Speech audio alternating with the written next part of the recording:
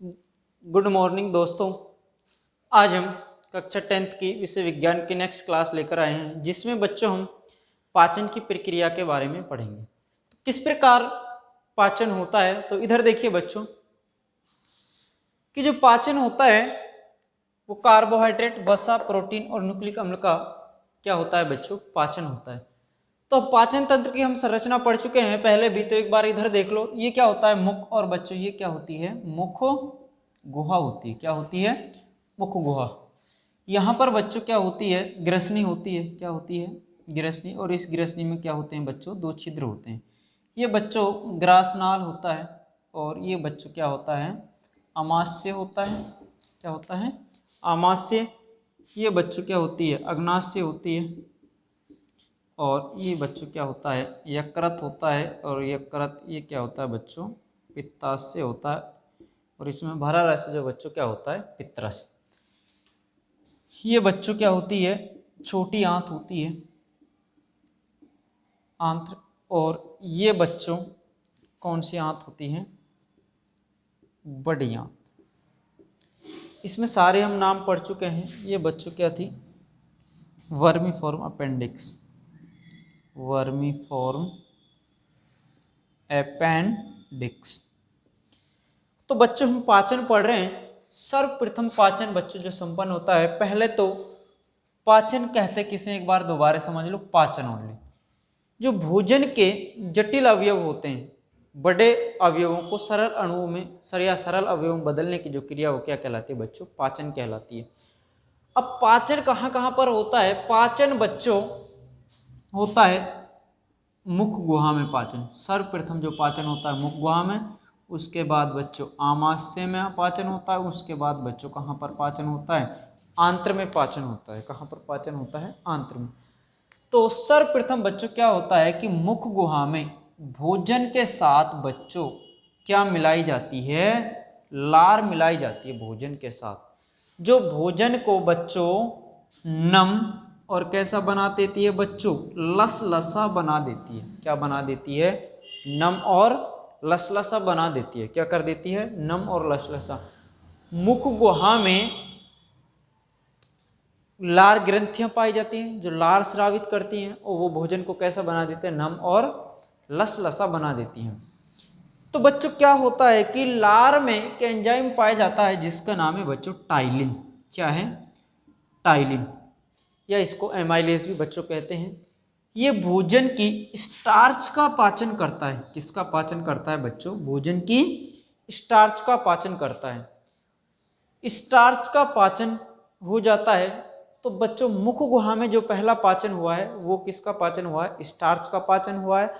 अब जो मुख गुहा में आंशिक पचित जो भोजन होता है बच्चों, इस आंशिक पचित भोजन को, जो मुख गुहा में आंशिक पचा हुआ भोजन है, इसको कहते हैं बच्चों बोलस। क्या कहते हैं बच्चों, बोलस कहते हैं। क्या कहते हैं, बोलस। मुख्य रूप से इन पदार्थों का पाचन होता है कार्बोहाइड्रेट, वसा, प्रोटीन, न्यूक्लिक अम्ल। कार्बोहाइड्रेट का जो पाचन करता है वो एमिलेज यानी टाइलिन करता है, माल्टेज, और कौन करता है, सुक्रेज। वसा का जो पाचन करने वाला जो एंजाइम वो क्या है, लाइपेज है बच्चों। प्रोटीन का पाचन करने वाले एंजाइम पेप्सिन है, ट्रिप्सिन है, काइमोट्रिप्सिन है। न्यूक्लिएज का पाचन, न्यूक्लिक अम्ल का पाचन करने वाले डीएनए और आरएनए का पाचन कौन से हैं, न्यूक्लिएजेज।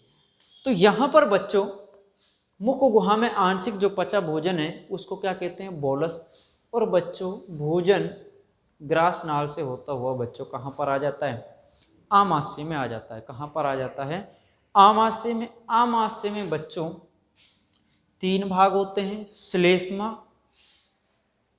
आमाशय में जठर रस मिलाया जाता है। पहले तो ये ध्यान रखो, आमाशय में भोजन के साथ बच्चों क्या मिलाया जाता है, जठर रस मिलाया जाता है।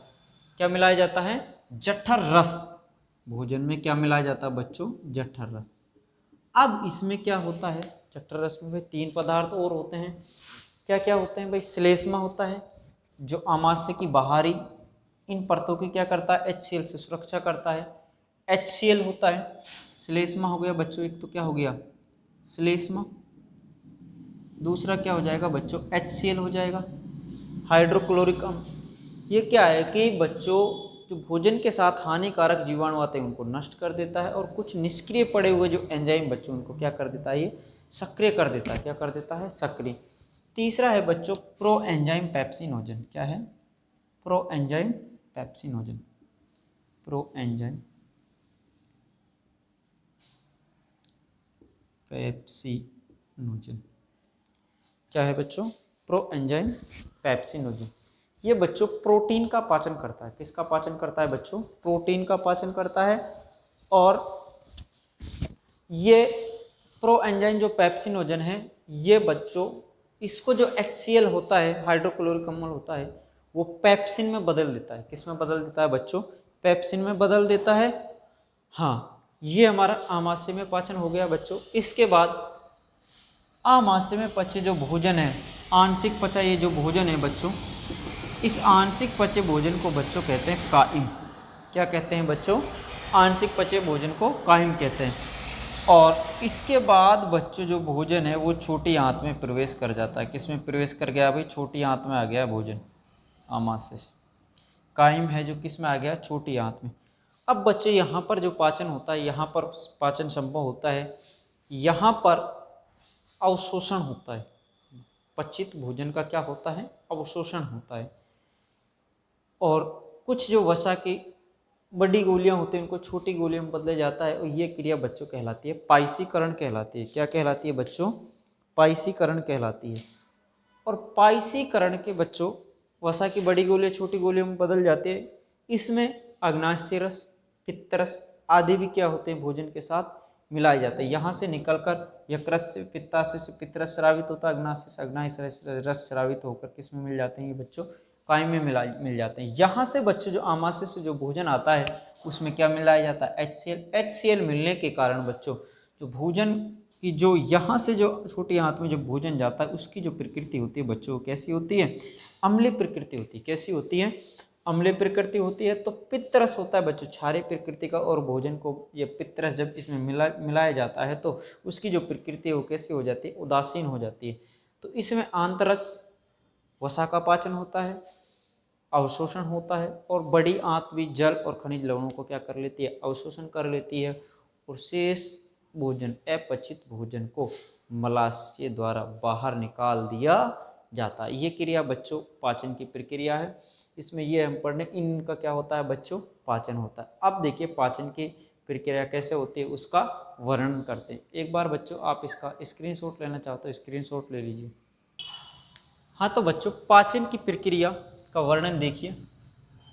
ये हम अभी पढ़ चुके हैं। कार्बोहाइड्रेट का पाचन करता है एमिलेज, माल्टोज, सुक्रेज। वसा का जो पाचन करता है लाइपेज। प्रोटीन का जो पाचन करता है पेप्सिन, ट्रिप्सिन और काइमोट्रिप्सिन। न्यूक्लिक अम्ल का जो पाचन करता है न्यूक्लिक एसिड। अब ये क्रिया निम्न चरणों में बच्चों संपन्न होती है। सर्वप्रथम मुख गुहा में पाचन होता है। मुख गुहा में भोजन के साथ बच्चों क्या मिलाई जाती है? लार मिलाई जाती है। क्या मिलाई जाती है? लार। जिनसे स्रावित भोजन कैसा हो जाता है? नम और क्या हो जाता है बच्चों? लसलसा हो जाता है। इसमें एंजाइम होता है टाइलिन या एमाइलेज एंजाइम होता है जो भोजन की किसका पाचन करता है? स्टार्च नामक कार्बोहाइड्रेट का 30% पाचन कर देता है। यानी भोजन का स्टार्च का पाचन करता है और भोजन के कितने परसेंट? 30% पाचन क्या हो जाता है बच्चों? कर देता है। मुख गुहा में आंशिक पचे भोजन को क्या कहते हैं बच्चों? बोलस कहते हैं। क्या कहते हैं? बोलस। क्या कहते हैं? बोलस। जो ग्रसनी तथा ग्रास नाल में से होता हुआ किस में आ जाता है? आमाशय में आ जाता है। किस में आ जाता है बच्चों? आमाशय में। अब बात करते हैं आमाशय। आमाशय में बच्चों, आमाशय में पाचन पढ़ रहे। आमाशय में भोजन में क्या मिलाया जाता है बच्चों? जठर रस। अब इसमें निम्न पदार्थ होते हैं बच्चों। श्लेष्मा होता है, HCl होता है। क्या होता है? और एक प्रो एंजाइम क्या होता है? पेप्सिनोजन। श्लेष्मा होता है, ये भोजन को कैसा बनाता है? चिपचिपा बनाता है। और ये भी बात है कि ये आमाशय की जो दीवार होती है उनकी क्या करता है? HCl से सुरक्षा करता है। HCl की बात करें, ये आमाशय की अम्लजन यानी ऑक्सेंटिक कोशिकाओं से क्या होता है बच्चों? स्रावित होता है। अम्लजन या ऑक्सेंटिक कोशिकाएं कहते हैं। जो निष्क्रिय एंजाइम होते हैं, निष्क्रिय पड़े हुए एंजाइम होते हैं, उनको HCl बच्चों क्या कर देता है? सक्रिय कर देता है। क्या कर देता है? सक्रिय। नेक्स्ट बच्चों है प्रो एंजाइम पेप्सिनोजन। ये एक कैसा एंजाइम है? निष्क्रिय एंजाइम है जिसे HCl क्या कर देता है? सक्रिय कर पेप्सिन में क्या कर देता है? बदल देता है। यह प्रोटीन का पाचन करता है। किसका पाचन करता है? प्रोटीन का पाचन करता है। नोट लिख रहा है बच्चों, एक नोट। नवजात शिशुओं के आमाशय में रेनिन एंजाइम होता है। क्या होता है? रेनिन। वो क्या काम करता है बच्चों, यहाँ पर पेप्सिनोजन है और यहाँ पर बच्चों क्या है? रेनिन। नवजात जो छोटे बच्चे होते हैं, जो माता का क्या पीते हैं? दुग्ध पीते हैं, उनके आमाशय में रेनिन एंजाइम होता है जो दूध की कैसीन प्रोटीन को, कौन सी प्रोटीन पाई जाती है दूध में बच्चों? कैसीन। दूध की कैसीन प्रोटीन को किस में बदल देता है बच्चों? पैरा कैसीन में बदलकर उसका क्या कर देता है? पाचन कर देता है। क्या कर देता है? पाचन। नेक्स्ट जो पढ़ रहे हैं बच्चों, छोटी आंत में पाचन पढ़ रहे हैं। किस में पाचन पढ़ रहे हैं? छोटी आंत में। आमाशय में पचे भोजन को बच्चों क्या कहते हैं? काइम कहते हैं। क्या कहते हैं? काइम कहते हैं। छोटी आंत की गृहिणी में आता है काइम। कहाँ आता है? आमाशय से। छोटी आंत के कौन से भाग में आता है? गृहिणी में। जहाँ इसमें पाचन के लिए अग्नाशय रस मिलाए जाते हैं, पित्त रस मिलाए जाते हैं। पित्त रस वसा का क्या कर देता है? पायसीकरण। पायसीकरण क्या होता है? वसा के बड़े अवयव होते हैं, उनको छोटे छोटे अणुओं में बदलकर उनका क्या कर देता है बच्चों? पाचन कर देता है। और ये क्रिया बच्चों क्या कहलाती है? पायसीकरण। इसके पाचन में मदद करता है, वह भोजन को कैसा बना देता है? उदासीन। इस प्रकार छोटी आंत में भोजन का पाचन संपन्न होता है। ये तो बच्चों छोटी आंत में संपन्न हो गया। अब पचित जो भोजन है इसका अवशोषण अग्र क्षुद्रांत में भी होता है और किस में होता है? क्षुद्रांत में भी होता है। ये छोटी पार्ट है द्वारा कर लिया जाता है। जल व खनिज लवणों का जो अवशोषण बड़ी आंत में होता है और शेष अपचित भोजन को मलद्वार द्वारा, किसके द्वारा? मलद्वार द्वारा त्याग दिया जाता है। और बच्चों यही क्रिया है जो क्या कहलाती है? बहिक्षेपण कहलाती है। क्या कहलाती है बच्चों? बहिक्षेपण। एक बार आप इसका स्क्रीनशॉट ले लीजिए। हाँ तो बच्चों आज के लिए इतना ही। कल हम 10th की विज्ञान की दूसरी क्लास लेकर आएंगे। आशा करता हूँ कि आपको ये समझ आ गया होगा।